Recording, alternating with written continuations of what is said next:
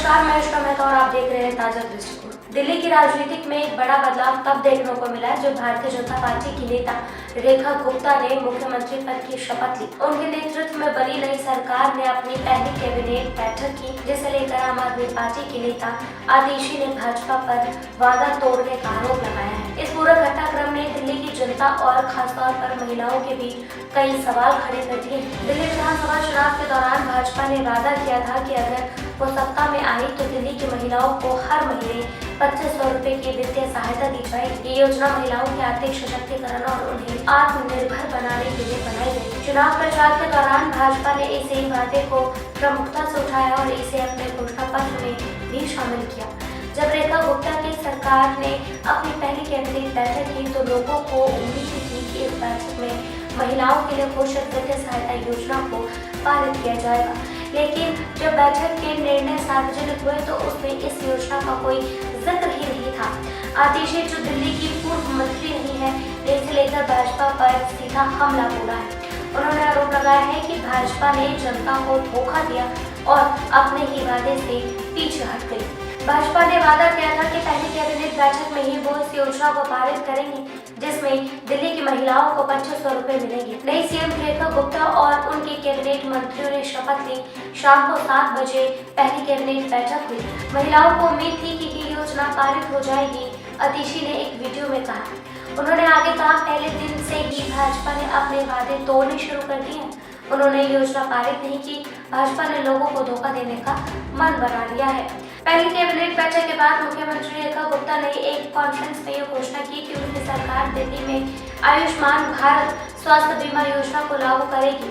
इस योजना के तहत प्रत्येक लाभार्थी को कुल 10 लाख का स्वास्थ्य कवर मिलेगा, जिसमें केंद्र और दिल्ली सरकार 5-5 लाख का योगदान देगी। ये योजना भाजपा के घोषणा पत्र में भी शामिल थी और इसे लागू करने का निर्णय सरकार की प्राथमिकता को दर्शाता है। इससे पहले आम आदमी पार्टी की सरकार ने इस योजना को दिल्ली में लागू नहीं किया था। भाजपा ने इस मुद्दे पर कई बार आप सरकार को घेरा था।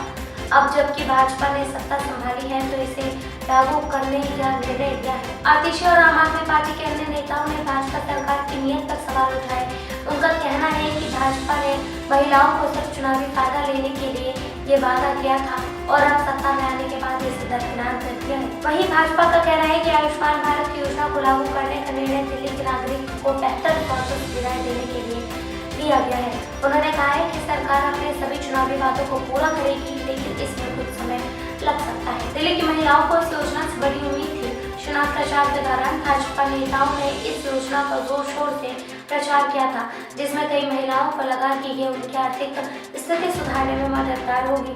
लेकिन अब जब इसे पहली कैबिनेट बैठक में शामिल नहीं किया गया, तब उनकी उम्मीदों को झटका लगा है। विशेषज्ञों का मानना है कि यदि भाजपा इस योजना को जल्द लागू नहीं करती है तो ये पार्टी के लिए बड़ा राजनीतिक नुकसान हो सकता है। दिल्ली में महिलाओं का वोट बैंक काफी महत्वपूर्ण है और यदि वो खुद को ठगा हुआ महसूस करती है तो इसका असर अगले चुनावों में भाजपा के प्रदर्शन पर पड़ सकता है। अब सवाल ये उठता है कि क्या भाजपा आने वाले महीने में इस योजना को लागू करेगी या ये चुनावी वादा सिर्फ एक जुमला बनकर रह जाएगा। सरकार को इस पर जल्द ही स्थिति स्पष्ट करनी होगी, नहीं तो विपक्ष इस मुद्दे को लेकर भाजपा के खिलाफ बड़ा आंदोलन खड़ा कर सकता है। वहीं ये भी देखा जाना बाकी है कि भाजपा सरकार किस तरह से आयुष्मान भारत योजना को लागू करती है और इसे दिल्ली की जनता के लिए कितनी राहत मिलेगी। वहीं अमेरिका के राष्ट्रपति डोनाल्ड ट्रंप ने हाल ही में एक बयान दिया है, जिसमें उन्होंने भारत के मतदाताओं के मतदान के लिए यूएसएआईडी द्वारा दिए गए $21 मिलियन के धन को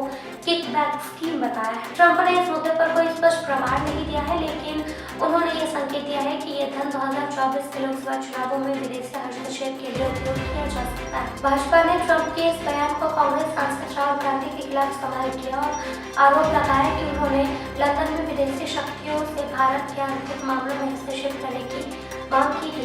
भाजपा के प्रस्ताव सीआर केशवर ने इसे एक प्रमाण के रूप में पेश किया है कि भारत के चुनावों को प्रभावित करने के लिए विदेशी ताकतों की भूमिका रही है।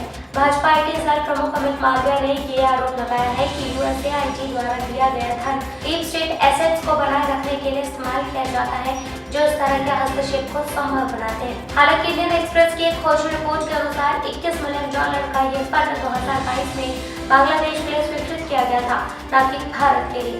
इस खुलासे से ये स्पष्ट नहीं हो सकता कि ट्रंप के दावे कितने विश्वसनीय हैं। दिल्ली की नई सरकार अपने पहले ही दिन जनता के बीच एक बड़ी बहस को जन्म दे दिया है, जहां एक तरफ भाजपा ने आयुष्मान भारत योजना लागू करने की घोषणा की, वहीं महिलाओं को 2500 रुपए देने की योजना को टाल दिया। इससे विपक्ष को भाजपा पर हमला करने का मौका मिल गया है और जनता के बीच कई सवाल उठने लगे हैं। वहीं अमेरिका की राजनीति में भी भारत के चुनावों में विदेशी हस्तक्षेप को लेकर कई नई बहस छिड़ गई है। अभी देखा दिलचस्प होगा कि आने वाले दिनों में ये घटनाक्रम किस दिशा में जाता है। क्या भाजपा अपने चुनावी वादों को पूरा कर पाती है? ये तो फिलहाल देखने वाली बात है। फिलहाल के लिए बस इतना ही। इस रिपोर्ट पर और भी अपडेट्स के लिए जुड़े रहिए हमारे साथ और देखते रहिए ताजा दृष्टिकोण।